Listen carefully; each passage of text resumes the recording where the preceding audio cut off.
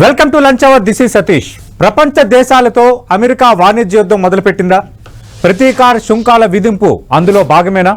భారత్పై టారిఫ్ పెంపు ఎఫెక్ట్ ఎంత? టారిఫ్ పెంపు అమెరికాకు పునర్జన్మేనా? పన్నుల పెంపుతో వస్తువుల ధరలు పెరుగుతాయా? ఇదే అంశంపై లంచ్ అవర్ డిబేట్లో మాట్లాడబోతున్నాం. మనతో పాటు పాల్గొంటున్నారు జాతీయ విశ్లేషకులు పెంటపాటి పుల్లారావు గారు, అలాగే ప్రముఖ ఎకనమిస్ట్ పాపారావు గారు కూడా డిబేట్లో జాయిన్ అవుతున్నారు. రైట్, పాపారావు గారు, ట్రంప్ ఏమైతే చెప్పాడో అది ఇంకా చేసి చూపించాడు. భారత్ నాకు మిత్రదేశం కాబట్టి 26% మాత్రమే విధిస్తున్నానని చెప్పాడు. ఇక చైనా లాంటి దేశాలపై 34%, ఇంకా బంగ్లాదేశ్, మిగతా దేశాల సంగతి అయితే ఇంకా సరే అన్నట్టుగా ఉంది. దీని ఇంపాక్ట్ ఎలా ఉండబోతుంది? ముందుగా మన ఇండియాపై ఎలాంటి ప్రభావం కనిపించబోతోంది? అంటే ప్రధానంగా ఒకసారి ఇక్కడ భారతదేశానికి సంబంధించినంత వరకు ప్రోడక్ట్ వైజ్ చూసుకుంటే ఎఫెక్ట్ బాగా పడుతుంది. ప్రోడక్ట్ వైజ్ కనుక అతను ఐటమ్ మొదలు పెడితే, ఎందుకంటే మనం వాళ్ళకి అమ్ముతున్న ప్రోడక్ట్స్, వాళ్ళ దగ్గర నుంచి మనం కొంటున్న ప్రోడక్ట్స్ పూర్తిగా డిఫరెంట్ అయ్యి, కాబట్టి సరే ఏదేమైనా కానీ ఏంటంటే ప్రోడక్ట్ వైజ్ చూసుకుంటే చాలా పడుద్ది మనకి. అంటే చైనా కంటే కూడా మేమే తక్కువ వేశారనేది బహుశా జనరల్ గా పొలిటికల్ గా అది పాల్పబుల్, కానీ ఏదైనా సరే ఇప్పుడు ఆ మార్జిన్ ఎంతైతే ఉందో, ఫర్ ఎగ్జాంపుల్ ఇప్పుడు ఆ ఆటోమొబైల్ కాంపోనెంట్స్ లో అనుకుంటా, ఆటోమొబైల్ కాంపోనెంట్స్ లో 25% వేసాడు చైనా మీద. దాంతో చైనాది చాలా గతంలో ఉన్నదానికంటే కూడా గతంలో ఉన్నదాని మీద 25% వేసాడు. అప్పుడు చైనాకి చాలా పెద్ద ఎత్తున టారిఫ్స్ కట్టాల్సిన పరిస్థితి ఏర్పడింది అమెరికాకి. అట్లాంటి సందర్భంలో భారతదేశం మీద కొత్తగా టారిఫ్ వేసినా కానీ ఆ గ్యాప్ ఎక్కువ ఉంటుంది కాబట్టి కొత్తగా మన మీద పడ్డ టారిఫ్ రిలేటివ్ గా చైనా మీద కడతల టారిఫ్ కంటే తక్కువ ఉంటుంది. కాబట్టి అట్లాంటి చోట్ల ఏమన్నా ఇస్తే అడ్వాంటేజ్ రావాల్సింది, ఓవరాల్ గా మనకి అడ్వాంటేజ్ వచ్చే అవకాశం లేదు. పైగా ట్రంప్ లాంటి వ్యక్తి ఏదో మనకి రాయితీలు ఇస్తాడనుకుంటే కూడా పొరపాటు. ఎందుకంటే అతను చాలా స్పష్టంగా చెబుతున్నాడు. ఆఖరికి కొంతమంది బీజేపీ ప్రతినిధులు కూడా చెబుతుంది ఏంటంటే ట్రంప్ తన సొంత ప్రయోజనాలు, దేశ ప్రయోజనాలు మాత్రమే చూసుకుంటాడు అనేది స్పష్టం. కాబట్టి భారతదేశానికి అతను ఏం ప్రత్యేకంగా రాయితీలు ఇవ్వడు. కాకపోతే ఏంటంటే చైనాతో వైరుధ్యం దృష్ట్యా ఆయన దృష్టి మొత్తం చైనా మీద ఉంది కాబట్టి ఆ వైరుధ్యం దృష్ట్యా భారతదేశంతో అవసరాలు ఉంటాయనే దానికోసం తాత్కాలికంగా ఏదన్నా చిన్న మంచి మాటలు మాట్లాడటం తప్పితే అతను పెద్దగా చేయడు. రెండోది ఏంటంటే మీరు అన్నట్లుగా అమెరికాలో ధరలు పెరుగుతాయి అంటే ఖచ్చితంగా ధరలు పెరుగుతాయి. ఇక్కడ మీకు కనపడేది చాలా సున్నితమైన విషయం ఉంది, గమనించండి. ఇప్పుడు ఈ టారిఫ్లు వేస్తున్నాడు. టారిఫ్లు వేయటం వల్ల అమెరికాకి వెళ్లే వస్తువులు ఖరీదైనవి అవు. ఆ ఖరీదైనవి అవటం వల్ల అమెరికా జనాలు ఎక్కువ రేట్లు పెట్టి కొంటారు. వాటిని కొన్నప్పుడు ఏమవుతుంది, మీకు అమెరికా గవర్నమెంట్ కి టారిఫ్ల డబ్బు అమెరికా గవర్నమెంట్ కి వెళ్తుంది. అంటే ఓ రకంగా అమెరికా గవర్నమెంట్ డైరెక్ట్ గా తన జనం మీద ట్యాక్స్ వేయకుండా టారిఫ్ల రూపంలో ఇంపోర్ట్ అయ్యే పాయింట్ లోనే వసూలు చేసుకుంటుంది డబ్బులు. అల్టిమేట్ గా జనాలే కడుతున్నారు. అది ఒక రకమైన ట్యాక్సే జనం మీద. ఈ టారిఫ్లు కూడా ఒక రకమైన ట్యాక్సే. అంటే పరోక్షంగా ఏం చేస్తున్నాడు, ఈ రకంగా వసూలు చేసిన డబ్బుని రేపు దేశంలోని ధనవంతులకు ట్యాక్స్ కట్స్ ఇవ్వడానికి ఈ డబ్బు వాడుకోబోతున్నాడు. టారిఫ్ల ద్వారా వచ్చిన డబ్బుని ఆయనే చెబుతున్నాడు, నా ప్రయారిటీస్ కోసం ఉపయోగపడతాయి నాకు ఈ డబ్బులు అంటున్నాడు. దానికి ఆయన వేస్తున్న ముసుగు ఏంటంటే దేశంలో మ్యానుఫ్యాక్చరింగ్ ఉద్యోగాలు పోయినాయి, విదేశాలకి పరిశ్రమలు తరలిపోవటం వల్ల ఈ టారిఫ్ల ఇంబ్యాలెన్స్ వల్ల మన ఉద్యోగాలు పోయి మన ఉద్యోగాలు మళ్ళీ తిరిగి వస్తాయి. టారిఫ్లు ఎక్కువ వేస్తే కనుక అమెరికా మార్కెట్ లో అమ్ముకోదలుచుకున్నాడు బయట నుంచి పంపటం కంటే కూడా నా దేశంలో సరుకు నా దేశంలోనే ఉత్పత్తి చేస్తే మెరుగు కనుక వాడు ఇక్కడే ఉత్పత్తి చేస్తాడు, మీకు ఉద్యోగాలు వస్తాయి అనేది ఎరగా చూపించి వర్కింగ్ క్లాస్ కి, ఇంకా అమెరికన్ వర్కింగ్ క్లాస్ ని కొల్లగొట్టి అమెరికన్ ధనవంతుల్ని పోషించే కార్యక్రమంలో టారిఫ్లు అనేవి వేస్తున్నారు ప్రత్యేకంగా.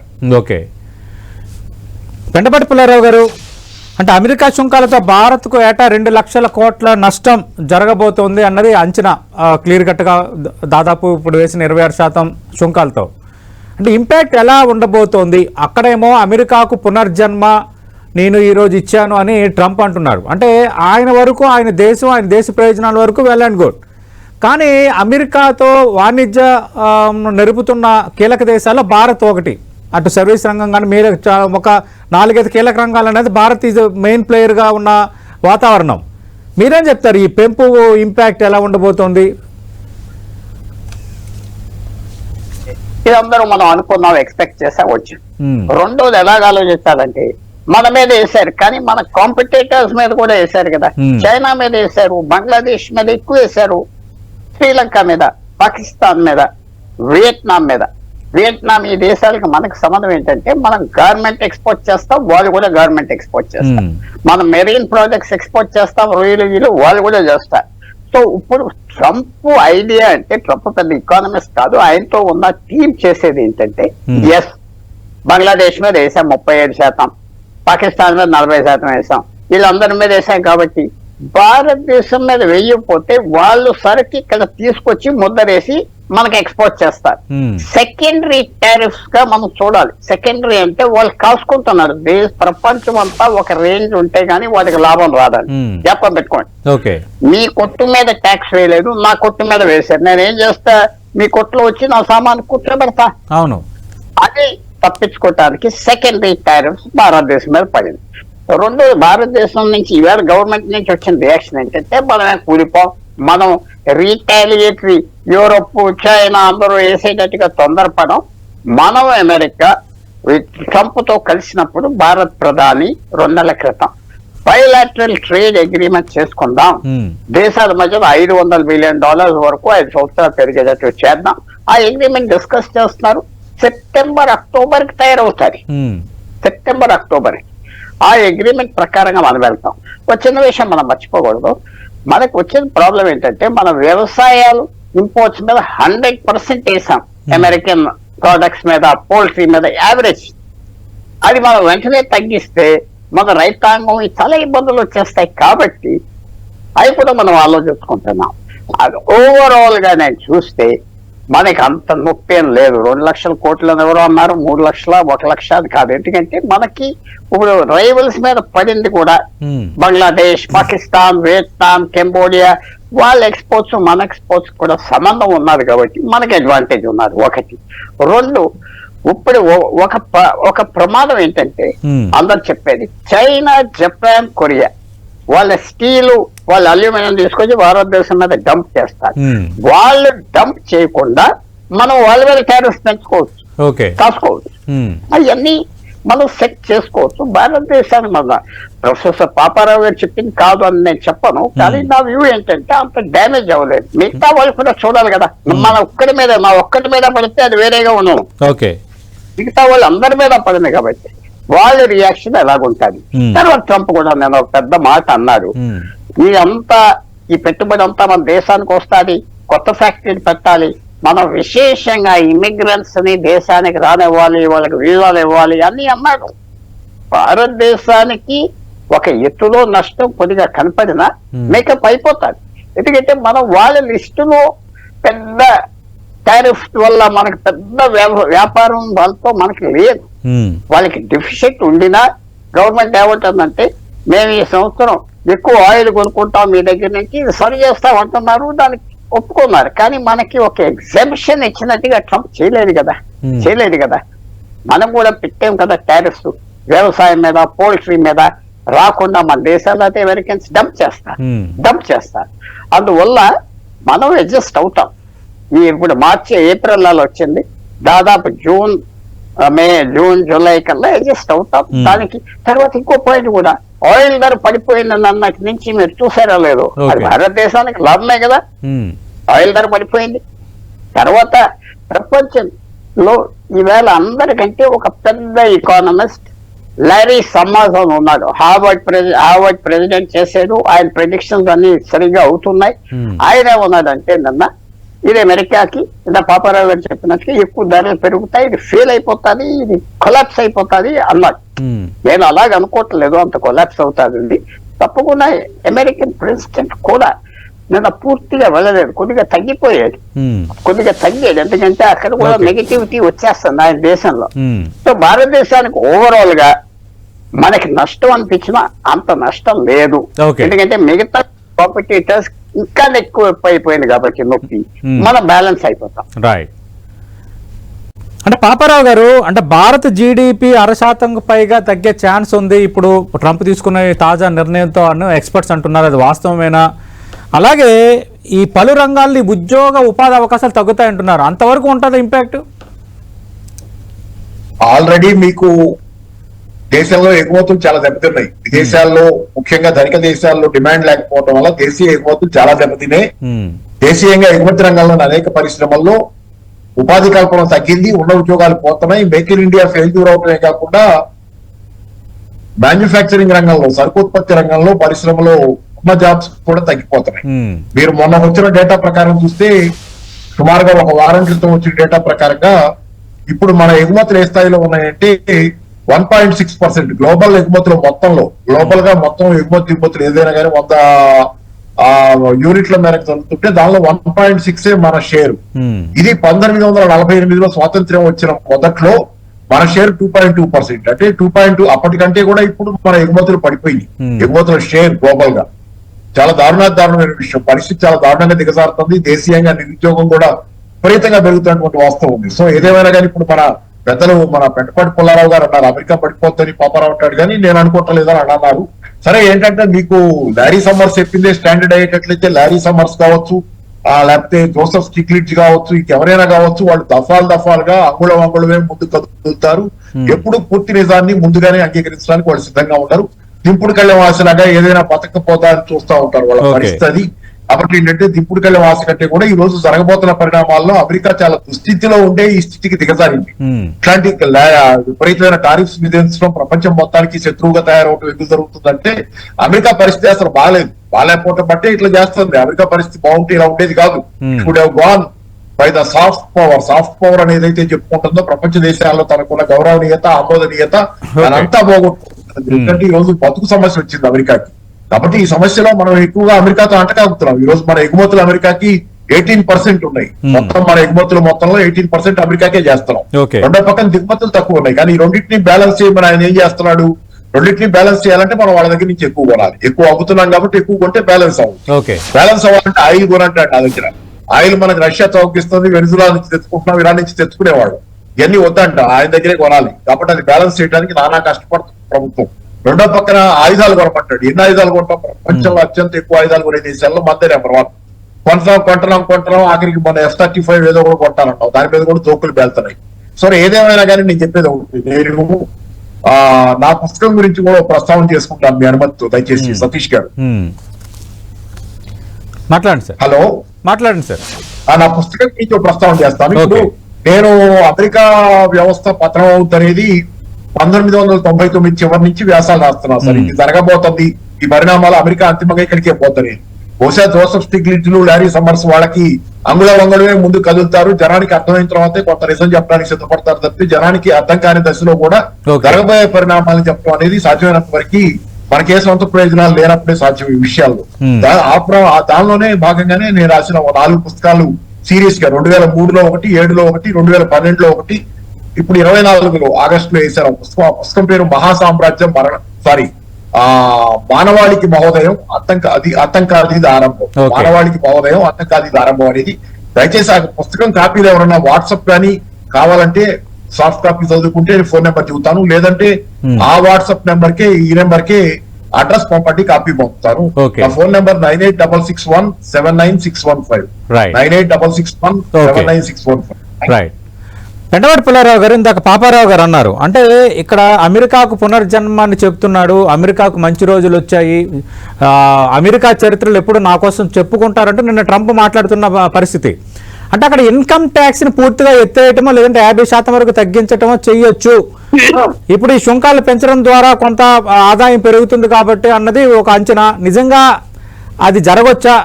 లార్జర్ సెన్స్ లో ఈ నిర్ణయం అమెరికాకు మేలు చేసేదా, కీడు చేసేదా? ఒకటి, ఇన్కమ్ ట్యాక్స్ తీసేయడంలో గొప్ప ఏం లేదు. ఎందుకంటే మనకి సేల్స్ ట్యాక్స్ ఉంటుంది, జిఎస్టీ ఉంటుంది. భారతదేశంలో కూడా తీసేయాలి. చాలా మంది తీసేస్తే ఏదో కూలిపోతుంది అంటున్నారు, కానీ ఏం కూలిపోతుంది. అలాంటి వాళ్ళు ఇంకా ఈ పేద తగ్గుతుంది. చిన్నోళ్ళ మీద పథకం ఎక్కువ మీరు జిఎస్టీ ద్వారా, సేల్స్ ట్యాక్స్ ద్వారా కలెక్ట్ చేయొచ్చు. ఇప్పుడు నేను చేయడు, కొత్త థియరీ ఏం ట్రంప్ తేలేదు. ఇది 100 సంవత్సరాల బట్టి నడుస్తుంది. రెండోది, ఇది పునర్జనం, ఇదేదో అయిపోతుంది అని చెప్పలేము. ఎందుకంటే అది ఎకనామిక్స్ ఏంటంటే ఇది ఫిజిక్స్ కాదు. మీరు 2 నీరును అది ఆక్సిజన్ నీరు కలిపితే ఇదేదో అవుతుంది, గాలి కలిపితే అవుతుంది కాదు, నీరు వస్తుందని కాదు. ఇది ఎకనామిక్స్. కొంతవరకు సైన్స్ ఉండినా ఎంతమంది ప్రజలు ఎలా బిహేవ్ చేస్తారు, ఇప్పుడు ఈ దేశం చైనా ఎలా బిహేవ్ చేస్తారు, యూరోపియన్ యూనియన్ 20-30 దేశాలు ఉన్నాయి.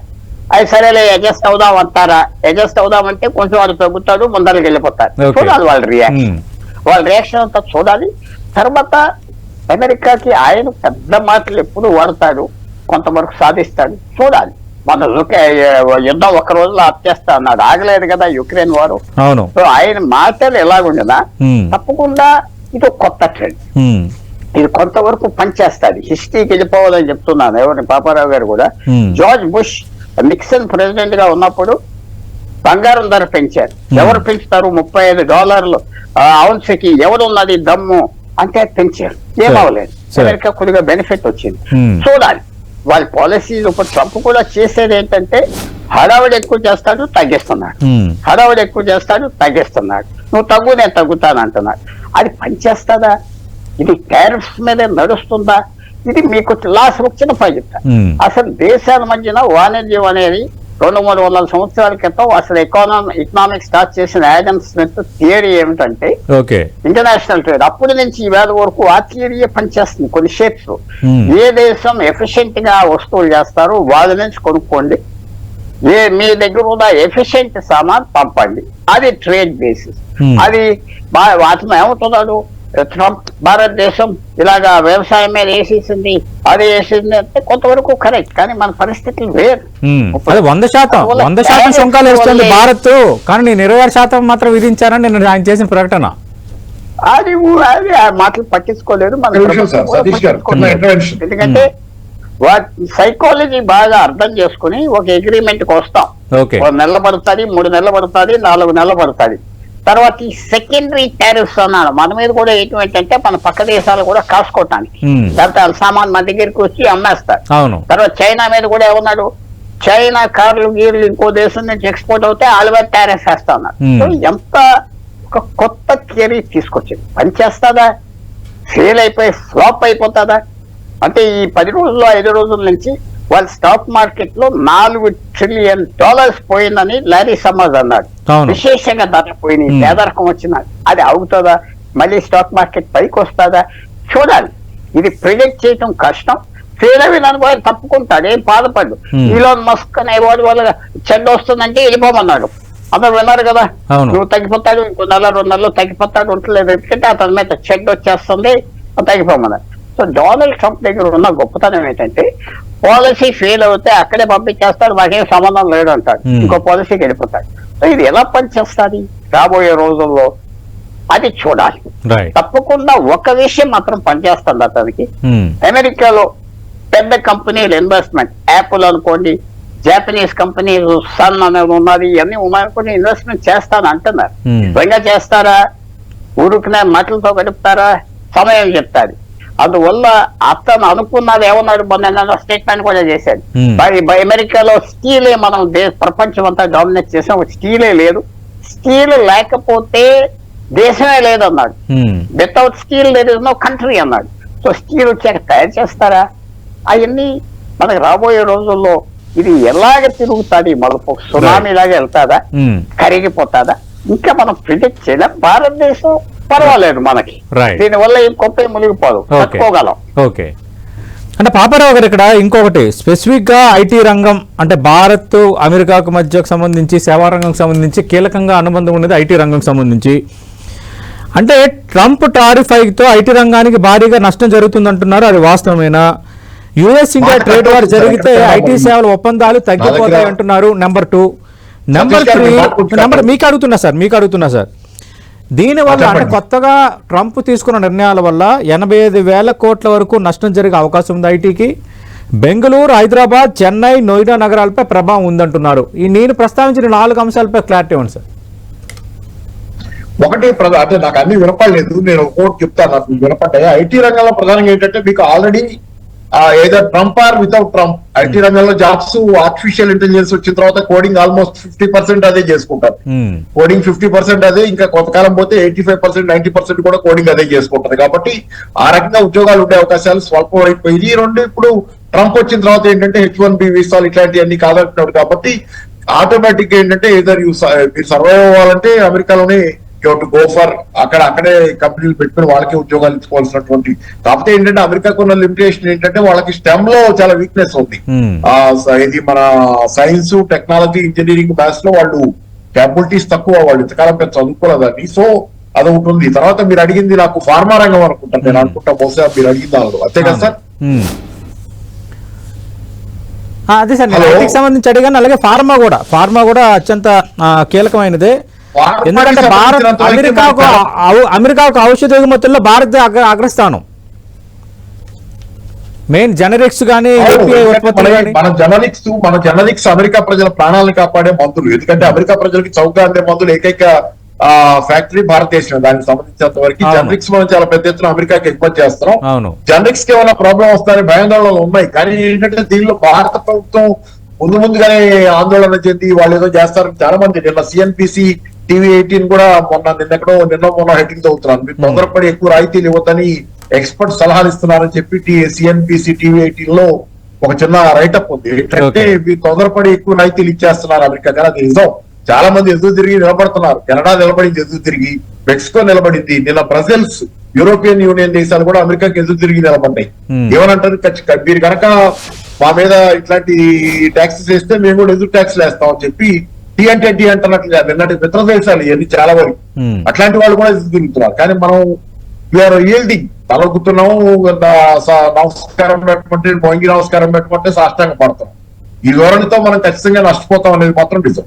Okay, right. కండమటి పుల్లారావు గారు, మరి రాజకీయంగా దీన్ని ఏ విధంగా అర్థం చేసుకోవాలి? ఒకటి ఫైనాన్షియల్ ఇష్యూస్, రెండోది కొందరేమో అమెరికాలో ఇది రష్యన్కి దారితీస్తుందని అంటున్నారు, మరోవైపు అమెరికాకి ఇది లాభదాయకం, అమెరికాకు పునర్జన్మని ట్రంప్ అంటున్నాడు.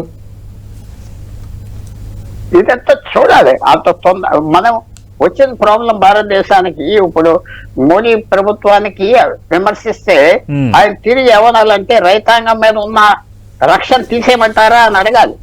మనకి రైతులు, పోల్ట్రీ, ఫిషరీస్ అంతా రక్షణ చేసేది టారిఫ్. అవును, లేకపోతే ఇతర దేశాల నుంచి వచ్చి అమ్మేస్తారు, ఇక్కడ ఉన్న వాళ్ళు ఖాళీ అయిపోతారు. మనకున్న అవసరాలు మనకు కొన్ని ఉన్నాయి. అంత ఇమీడియట్ గా భయపడిపోయి లొంగిపోయి చేసేది లేదు. భారతదేశం చాలా బలమైన దేశం. భారతదేశం ఒక 40-50 సంవత్సరాలు కూడా తిండి లేనప్పుడు కూడా మనం చాలా ధైర్యంగా మొండిగా ఉండేవాళ్ళం. ఇప్పుడు అంత అర్జెంట్ లేదు.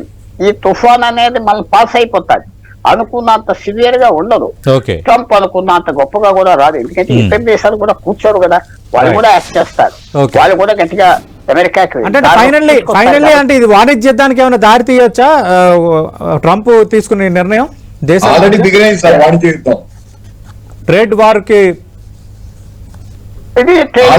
Already నడుస్తుందే trade war. కొత్తగా బిగిన్ అవటమే కాదు, యుద్ధంలో కాకపోతే అమెరికా ఖచ్చితంగా ఓడిపోద్ది. ఎందుకంటే ఇట్లాంటి దుందుడుకు చర్యలతో కొండకి దారం కట్టి లాగాలంటే కొండ ఎప్పుడు రాలా. చరిత్రలో ఎప్పుడు కొండకి చాలా మంది దారాలు కట్టారు, కానీ ఎప్పుడు కొండ రాదు. అందుకని ఏంటంటే మేక్ అమెరికా గ్రేట్ అగైన్ అంటున్నాడు, బాగా అన్నాడు. మేక్ అమెరికా గ్రేట్ అగైన్ అంటే ఇప్పుడు కాదు అమెరికా గ్రేట్, ఎప్పుడో గ్రేట్, ఇప్పుడు మళ్ళీ గ్రేట్ చేయండి అని అడుగుతున్నాడు. ఆయన ఎక్స్పెక్ట్ చేస్తున్నాడు.